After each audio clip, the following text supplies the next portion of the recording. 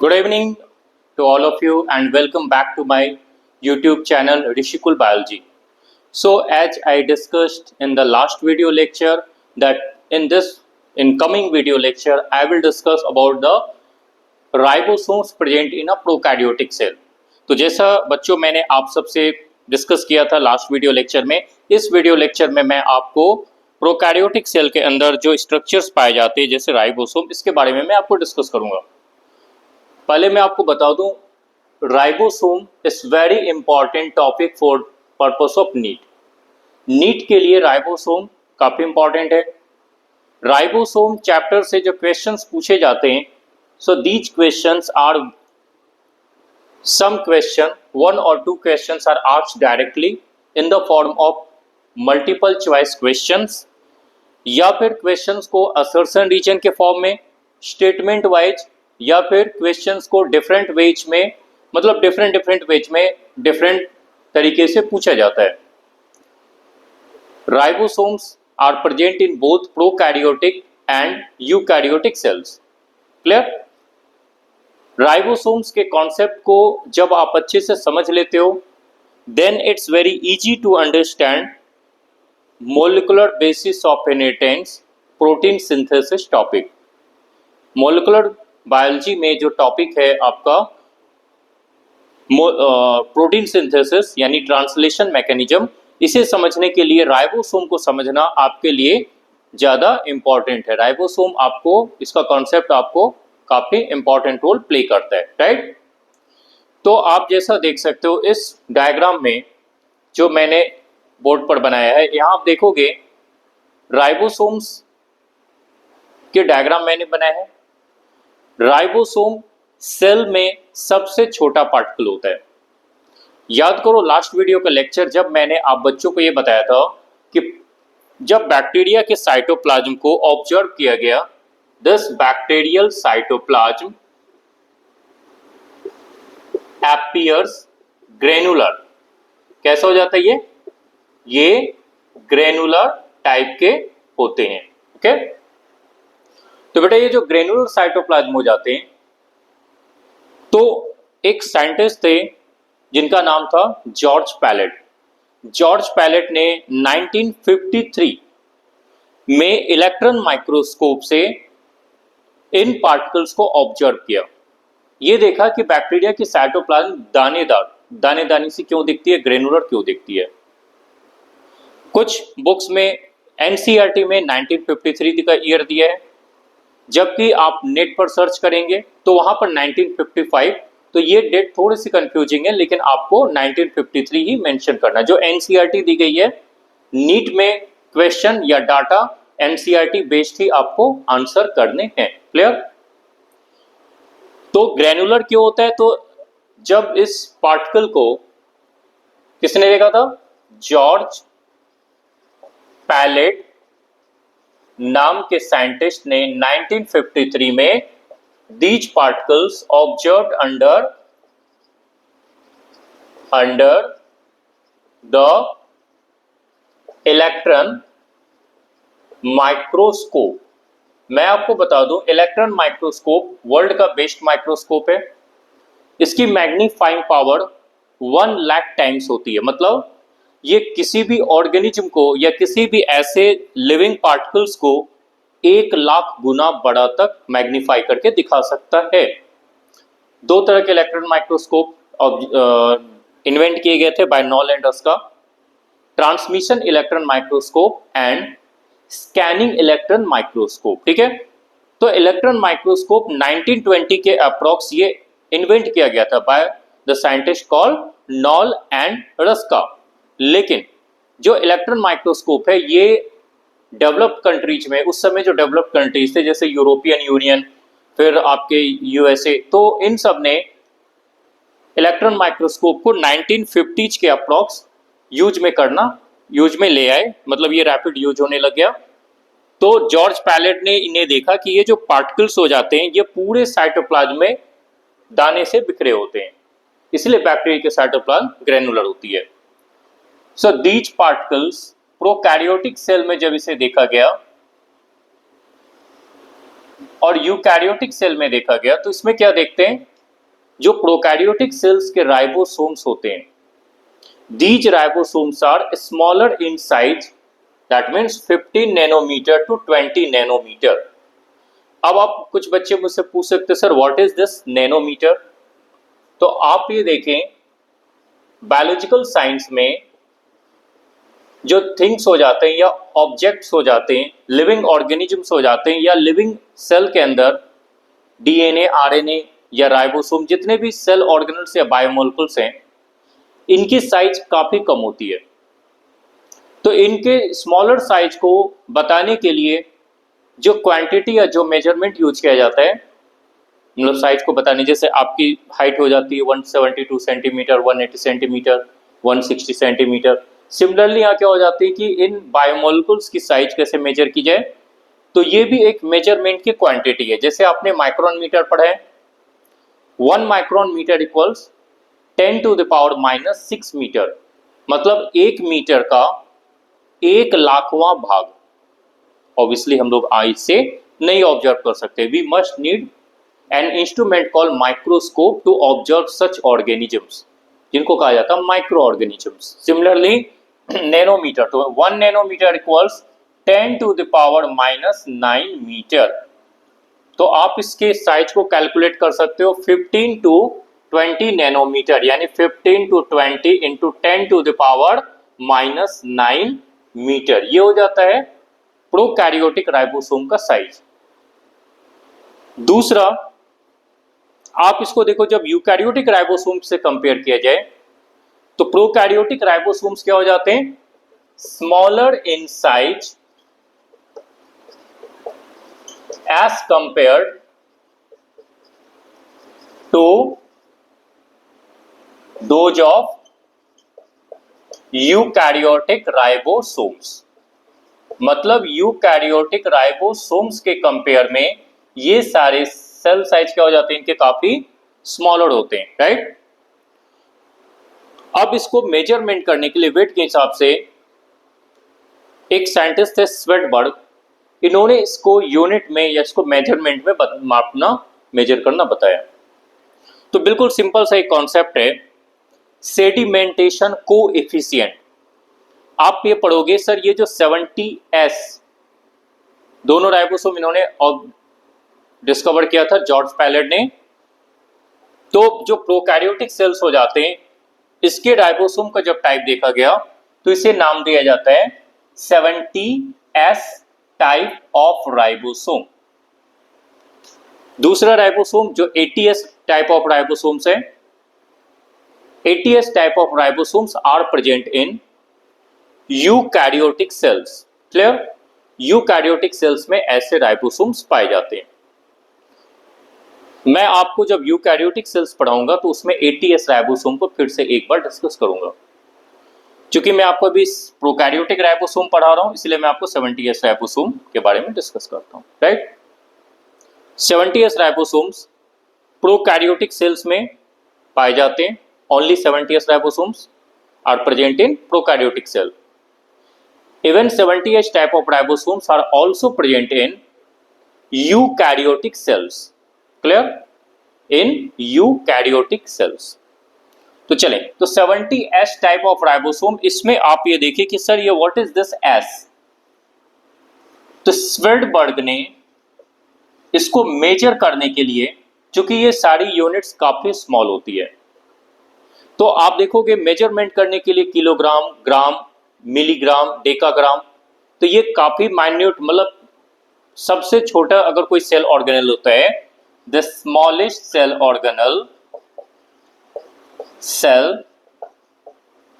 Organelle is the ribosomes. तो इसको major करने के लिए क्या हो जाता है, स्वेडबर्ग यूनिट में इसको मेजर किया जाता है।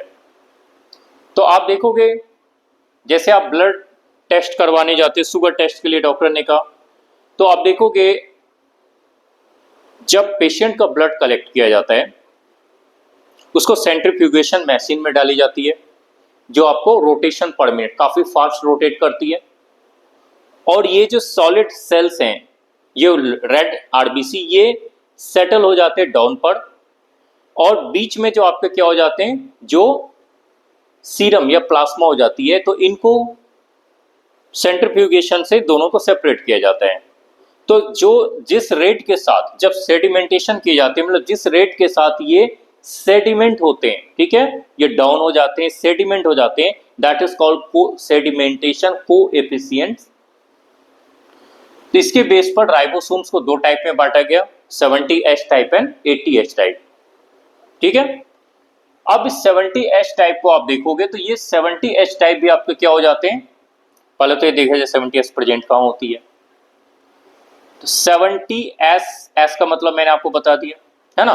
तो 70S type of ribosomes are present in prokaryotic cells. इस बात को हमेशा सारे बच्चे याद रखें, प्रोकैरियोटिक सेल्स में जो राइबोसोम पाए जाते हैं, they are only and only 70S type prokaryotic cells, जितने भी प्रोकैरियोटिक सेल्स हैं, प्लस इवन माइटोकॉन्ड्रिया, जो आगे मैं आपको पढ़ाऊंगा, even in mitochondria and plastids, chloroplasts, इसके अंदर इसके भी मैट्रिक्स में जो राइबोसोम्स पाए जाते हैं, those are also 70S type in nature. Clear? तो इतनी बातें आपको यहां तक समझ में आ गई होंगी कि 70S टाइप ऑफ राइबोसोम्स कहां पाए जाते हैं। 70S नाम क्यों पड़ा? S stands for Svedberg unit. Svedberg के नाम पर, सेडिमेंटेशन कोएफिशिएंट के नाम पर इसे स्वेडबर्ग यूनिट को इसमें डिवाइड किया जाता है। क्लियर? अब हम सब चलते हैं 70S में भी आप देखोगे, इसको फर्दर जब देखा जाता है तो उसमें आप क्या देख रहे हो, 70S टाइप में भी you will clearly observe it is composed of two subunits. Ribosomal unit is composed of two different subunits. One is larger subunit, another is smaller subunit. This is the larger subunit and this is the smaller subunit. ठीक है, दोनों subunit आपस में magnesium ion के presence से associate होती है। एक बार क्वेश्चन में पूछा गया था, नीट में पूछा गया था, विच आयंस, मैग्नीशियम आयंस का कंसंट्रेशन नॉर्मल होगा देन ओनली बोथ सब यूनिट्स। अब आपको मैं ये सिंपल वे में से समझा देता हूं। ये मान लो लार्जर सब यूनिट है, okay, and this is the smaller सब unit. Clear? So both subunits are attached together with help of critical concentration of magnesium ions. मतलब मैग्नीशियम आयन का एक नॉर्मल कंसंट्रेशन होना चाहिए। जब इसका कंसंट्रेशन कम हो जाएगा, both subunits dissociate from each other. दोनों सबयूनिट एक दूसरे से डिसोसिएट हो जाते हैं। क्लियर? तो magnesium ion helps in binding of both subunits together, दोनों के केस में, चाहे प्रोकैरियोटिक हो या यूकैरियोटिक हो। तो जनरली क्या होता है कि दोनों सब यूनिट साइटोप्लाज्म में दोनों के दोनों सब यूनिट डिसोसिएट होते हैं, right? Both subunits are dissociate from each other, एक दूसरे से अलग होते हैं। जब इन्हें प्रोटीन सिंथेसिस करनी होती है, एट दैट टाइम बोथ सब यूनिट्स अटैच टुगेदर। ठीक है, मतलब 50S एंड 30S दोनों साथ में अटैच हो गए। कब? जब इसे ट्रांसलेशन यानी प्रोटीन सिंथेसिस करना होता है। तो चूंकि इसका मेन ऑब्जेक्टिव क्या है? Yes, protein synthesis. So ribosomes are also called protein factory of the cell, चाहे प्रोकैरियोटिक हो या यूकैरियोटिक हो, protein factory of the cell इसे नाम दिया जाता है।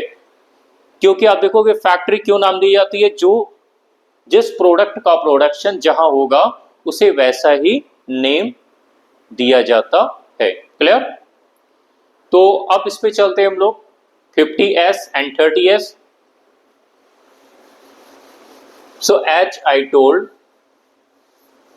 दो सब यूनिट के बने हैं, दोनों सब यूनिट मैग्नीशियम आयन के प्रेजेंस में एक दूसरे से एसोसिएट होती है। साइज भी आपको मैंने बता दिया। अब इस पर चलते हैं, ये जो राइबोसोम्स हैं, ये राइबोसोम्स अटैच कहाँ होते हैं, कितने प्रोकैरियोटिक सेल में इनकी पोजीशंस क्या होती है। आप फर्स्ट बोर्ड पेज में देखें, सम राइबोसोम्स जो बैक्टीरियल साइटोप्लाज्म में बिल्कुल फ्री फॉर्म है, these are called free ribosomes. Free है। कैसा दिखने में लग रहा है बेटा? स्मॉलर स्मॉलर, जैसे आप लोग बर्गर खाते हो ना, पिज्जा बर्गर, यस बर्गर खाते हो तो बर्गर ऐसा ही दिखता है ना, एक बड़ा सा यूनिट हो गई, एक छोटी सी यूनिट हो गई, है ना। तो ये आपके हो जाते हैं, इसको आप शेप से याद रखेंगे बर्गर के जैसा। जब भी आप बर्गर खाएं तो आप राइबोसोम को याद रखें। क्लियर? दूसरा आप देखोगे प्लाज्मा मेम्ब्रेन, ये है प्लाज्मा मेम्ब्रेन, शॉर्ट में मैंने इसको पीएम लिखा, प्लाज्मा मेम्ब्रेन, ठीक है, प्राइम मिनिस्टर नहीं, प्लाज्मा मेम्ब्रेन, राइट। तो बेटा ये हो जाते हैं जो राइबोसोम्स जो प्लाज्मा मेम्ब्रेन पर बाउंड है, ऐसे राइबोसोम्स को कहा जाता है आपका बाउंड राइबोसोम्स। क्या कहा जाता है इसे? These are called bound ribosomes. अब यहां देखें, इन दोनों का फंक्शन क्या है? फंक्शन सेम है, प्रोटीन सिंथेसिस। लेकिन ये जो फ्री राइबोसोम्स है, जो फ्री है, फ्री फ्री फ्री, तो ये क्या हो जाता है, आपकी तरफ फ्री, मेरी तरफ फ्री, तो ये राइबोसोम्स क्या हो जाते हैं, दीज राइबोसोम्स।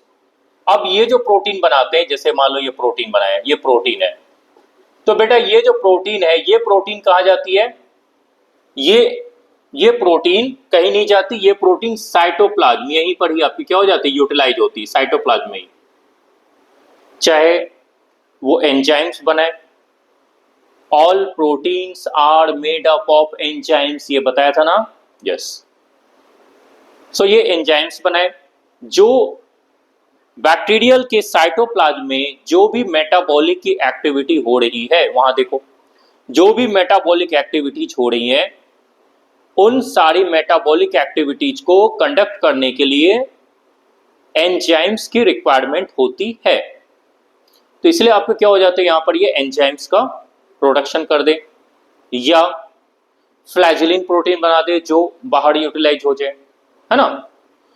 लेकिन जिन प्रोटीन्स को बाहर जाना होता है, सेल से बाहर, इधर जाना हुआ, बाहर जाना हुआ, सेल से आउटसाइड, तो ऐसे राइबोसोम कहां पाए जाते हैं, ये सब जो प्रोटीन बना देते हैं, आप यहां देखिए प्रोटीन बना देते हैं, तो ये सारे राइबोसोम्स ये होते हैं बाउंड राइबोसोम्स, जो ऐसे प्रोटीन्स को बनाते हैं जिनका प्रोटीन सेल से बाहर यूटिलाइज होता है, रिलीज होता है, सिक्रीट होता है, एक्सक्रीट होता है।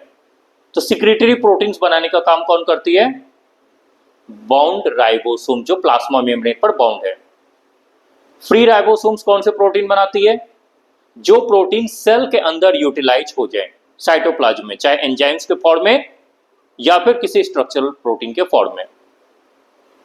हाँ, कुछ एंजाइम्स जो सेल के बाहर रिलीज किए जाते हैं, तो ये भी आपके कौन से राइबोसोम बनाते हैं, अटैच्ड राइबोसोम या बाउंड राइबोसोम। ये जो प्रोटीन बनाएंगे या एंजाइम बनाएंगे, जैसे आप आगे पढ़ोगे 12th में microbes in human welfare chapter में, लाइपेज एंजाइम, प्रोटीएज एंजाइम, इस तरह से बहुत सारे स्ट्रेप्टोकाइनेज एंजाइम।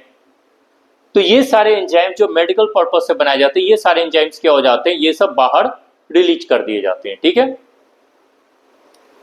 अब आप देखो, ड्यूरिंग प्रोटीन सिंथेसिस एक और मैकेनिज्म होती है, जिसे मैं आपको क्लास 12th के molecular basis of inheritance chapter में डिस्कस करूंगा डिटेल में, ट्रांसलेशन। तो जब ट्रांसलेशन या प्रोटीन सिंथेसिस करनी होती है, तो प्रोसेस को फास्टर करने के लिए, एफिशिएंट ट्रांसलेशन करने के लिए 4 से 8, 4 to 8 राइबोसोम्स मैसेंजर आरएनए के ऊपर अटैच हो जाते हैं। ठीक है, ये है आपका mRNA, ये जो ब्लैक कलर से मैंने बनाया है, अब आप यहां देख सकते हो, दिस इज, ये जो मैंने बनाया है ब्लैक कलर से, this is messenger RNA. Messenger RNA के ऊपर 4 से लेकर 8 तक राइबोसोम्स एक साथ अटैच हो जाते हैं। अब ये जो कंबाइंड स्ट्रक्चर है, मतलब messenger RNA plus 4 to 8 ribosomes, इन सबको मिलाकर नाम दिया जाता है पॉलीराइबोसोम या पॉलीसोम। पोली का मतलब ये होता है बेटा एक से ज्यादा, पोली है ना, बहुत सारे, एक से ज्यादा, जैसे तुम सारे बच्चे एक साथ बैठे हो क्लास में, हाँ, तो इसको कहा जाता है आपका पॉलीराइबोसोम, जो प्रोटीन सिंथेसिस में हेल्प आउट करती है, राइट। तो अब राइबोसोम से क्वेश्चंस कैसे बनाए गए हैं एमसीक्यू के फॉर्म में। पोलीराइबोसोम्स या polysomes are formed in prokaryotic ribosomes during protein synthesis mechanism. Free ribosome, इससे भी रिलेटेड क्वेश्चंस आप लोग कर सकते हो, जो भी मैंने आपको समझाया। अब सवाल है कि सर ये राइबोसोम की पोजीशन समझ में आ गई, अब ये बताएं ये जो राइबोसोम्स हैं इसकी 2 सब यूनिट है, एक हो जाती है, मतलब राइबोसोम सबसे छोटा, इसके अंदर भी 2 सब यूनिट है, 50S एंड 30S। अब अगेन ये S का मतलब हो जाता है स्वेटवर्ग। तो बच्चे लोग स्वेटवर्ग ने इसे समझाने के लिए ऐसा समझो, ये आपको बताया इस किस बेस पर हो जाता है, सेडिमेंटेशन कोएफिशिएंट पर, ठीक है। तो जब इसको सेडिमेंटेशन किया जाता है, मतलब सेडिमेंट होती है, किस रेट के साथ सेडिमेंट हो रही है, 50S 30S। और ये राइबोसोम कौन सा है, this is the 70S type of ribosome. अब आपका एक क्वेश्चन यहां आ सकता है, क्या sir basic mathematics 5th standard के बच्चे, 2nd स्टैंडर्ड 1st स्टैंडर्ड के बच्चे बता देंगे 50 + 30 मिलके 80, how is it possible 70S, 70S कैसे हो गया, 80S होना चाहिए, यस और नो, यस। तो बेटा यहाँ क्या होता है, मैथमेटिक्स मेरी खराब नहीं है, ठीक है, और ना तो किसी बायोलॉजिस्ट की मैथमेटिक्स कमजोर है। 50 और 30 80 होते हैं, ठीक है, लेकिन क्या हो जाता है, both subunits are not additive, ठीक है, एडिटिव नहीं है। होता ऐसा है, जब दोनों सब यूनिट एक दूसरे पर मिलती है या ओवरलैप करती है, जैसे ऐसा समझो ये है, अब ये 3 डायमेंशनल स्ट्रक्चर, तो आपको मैं ऐसे सिंपल वे में समझा रहा हूं, इस तरह से कुछ ऐसा होता है, जब ये दोनों ओवरलैप करती है 50 एंड 30, कब करती है, जब ट्रांसलेशन प्रोसेस करना होता है, प्रोटीन सिंथेसिस करनी होती है, बोथ सब यूनिट यूनाइट टुगेदर, तो इसका जो कॉमन सेडिमेंटेशन है that is the 70S in nature, okay. इसको आसान तरीके से ऐसा समझे, ये मान लो इसकी लेंथ हो जाती है मान लो 6 सेंटीमीटर, मान लो ये है 2 सेंटीमीटर, तो 6 + 2 कितने हो गए, 8 सेंटीमीटर, राइट। मेरी मैथमेटिक्स सही है, आपकी भी समझ में आ रहा है, बिल्कुल सिंपल सी मैथ है। लेकिन जब इन दोनों को कैप को मैंने इस मार्कर से मिला दिया, तो 6 + 2 तो 8 हो गए, लेकिन अब ये दोनों जब अटैच हो गए तो कितना हो जाएगा, ये 7 सेंटीमीटर इन टोटल। अब इसकी लेंथ 7 सेंटीमीटर इन टोटल होगी, 8 नहीं हुई, 6 और 2 दोनों ओवरलैप कर गए तो 7 हो गई। उसी तरह से जब ये दोनों एक साथ ओवरलैप होते हैं, क्योंकि एनसीईआरटी में आपका डायग्राम भी दिया गया है, एनसीईआरटी में ये डायग्राम क्लियरली है, इसके 3 डायमेंशनल स्ट्रक्चर को दोनों को ओवरलैप करते हुए समझाया गया है। तो ये दोनों मिलकर क्या बनाते हैं, after overlapping it becomes 70S। इसलिए मैंने यहां लिख दिया both subunits are not additive in nature. अब ये जो 30th सब यूनिट हो जाती है,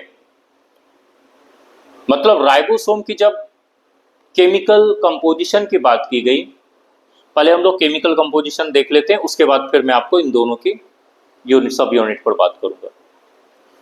तो राइबोसोम्स की केमिकल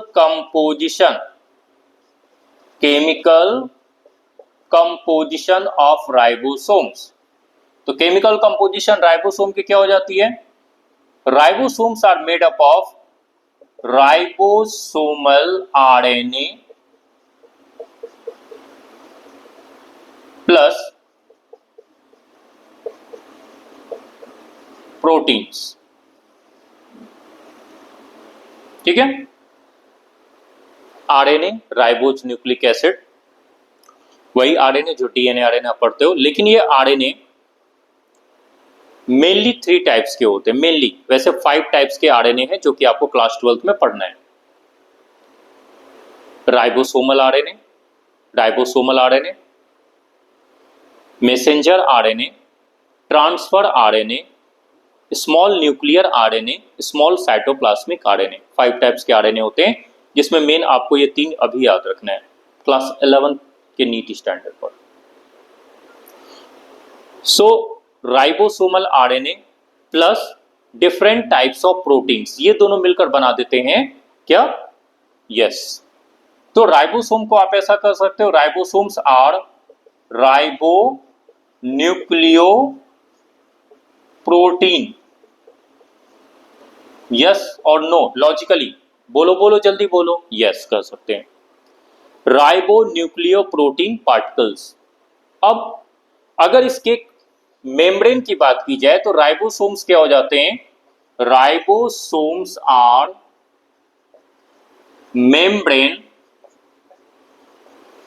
लेस सेल ऑर्गेनल। इसके ऊपर कोई भी मेम्ब्रेन नहीं पाई जाती है, मेम्ब्रेन लेस। ठीक है, this is the reason why ribosomes are present in a prokaryotic cell। याद करें, प्रोकैरियोटिक सेल के फर्स्ट वीडियो लेक्चर में मैंने आप बच्चों को यह बताया था कि प्रोकैरियोटिक सेल्स क्या हो जाते हैं आपके? In a prokaryotic cell any membrane bound cell organelle is completely absent in a prokaryotic cell। किसी भी प्रोकैरियोटिक सेल में membrane bound cell organelle complete absent होती, जैसे कि राइबोसोम। ठीक है, तो क्या राइबोसोम को एक और नाम दिया जाता है? Naked RNP particles.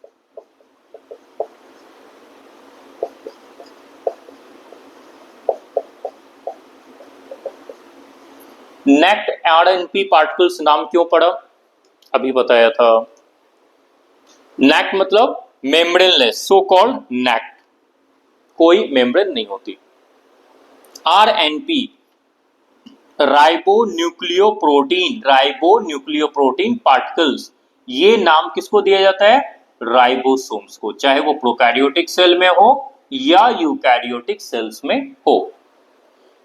Palade particles नाम क्यों दिया गया?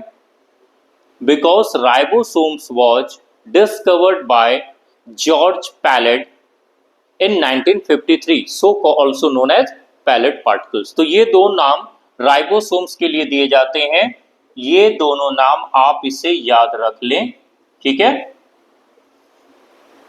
अब चलते हैं हम लोग 30th सब यूनिट को। जब देखा गया कि 30th सब यूनिट किसकी बनी होती है, तो इसमें देखा गया 16S राइबोसोमल आरएनए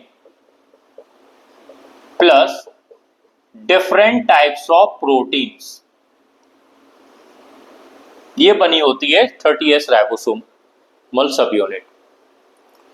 अब 16S, फिर यहां देखोगे कि जो आपके क्या हो जाते हैं, इसकी सेडिमेंटेशन कोएफिशिएंट कितनी आती है? 16S।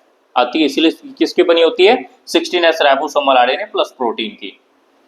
अब लार्जर सब यूनिट की बात करें तो इसमें हो जाते हैं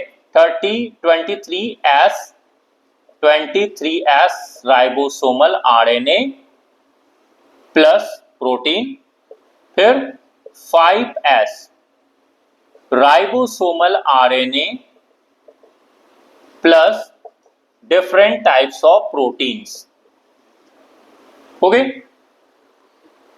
जिसमें जो 23s राइबोसोमल आरएनए है ये क्या करता है, ये प्रोटीन के सिंथेसिस में काफी इंपॉर्टेंट रोल प्ले करता है। मतलब प्रोटीन सिंथेसिस के रेट को एनहांस करता है, बढ़ाता है, ट्रांसलेशन के प्रोसेस को बढ़ाता है। मतलब एक तरह से क्या होता है, कैटलिस्ट का काम करता है। तो ये क्वेश्चन नीट में पूछा गया है, acts as catalyst in prokaryotes during protein synthesis, catalyst. ठीक है, ये नीट में ये क्वेश्चन आपको प्रीवियस ईयर में पूछे गए हैं। क्लियर? तो ये हो गई राइबोसोम से रिलेटेड प्रोकैरियोटिक राइबोसोम। इस वीडियो लेक्चर में मैंने आपको क्या क्या डिस्कस किया, प्रोकैरियोटिक राइबोसोम्स सेल में कहां पाए जाते हैं, किस साइंटिस्ट ने इसे डिस्कवर किया, प्रोकैरियोटिक राइबोसोम या राइबोसोम के दो टाइप आपको बताएं, 70s and 80s। 70s ribosome कहां पाए जाते हैं, प्रोकैरियोटिक क्रोमोसोम, प्रोकैरियोटिक साइटोप्लाज्म में यानी प्रोकैरियोटिक सेल में, माइटोकॉन्ड्रिया यूकैरियोट्स के माइटोकॉन्ड्रिया एंड यूकैरियोट्स के प्लास्टिड यानी क्लोरोप्लास्ट में भी पाए जाते हैं। इसकी केमिकल कंपोजिशन ये दो सब यूनिट से बनी होती है। इसे नेकेड आरएनए पार्टिकल्स क्यों कहते हैं, पैलेट पार्टिकल्स क्या करते हैं, chromosomal chemical composition, types of ribosomes, prokaryotic cell में इसकी पोजीशन क्या होती है, प्रोटीन फैक्ट्री क्यों कहा जाता है। तो अब इस वीडियो लेक्चर में राइबोसोम मैंने आपको डिटेल में बता दिया। उसके बाद नेक्स्ट है, इस राइबोसोम के बाद प्रोकैरियोटिक सेल में कुछ और भी अदर सेल ऑर्गेनल्स पाए जाती हैं। ठीक है, सेल ऑर्गेनल्स नहीं पाए जाते, only ribosome is the only cell organ present in a prokaryotic cell, but some other structures like inclusion bodies are present in a prokaryotic cell, gas vacuoles। तो अगले वीडियो लेक्चर में मैं आपको prokaryotic cell के remaining जो बच गए उन सबको मैं एक साथ डिस्कस करूंगा। ठीक है, so thank you for watching my video. Please like, share and subscribe as much as possible. Thank you to all of you.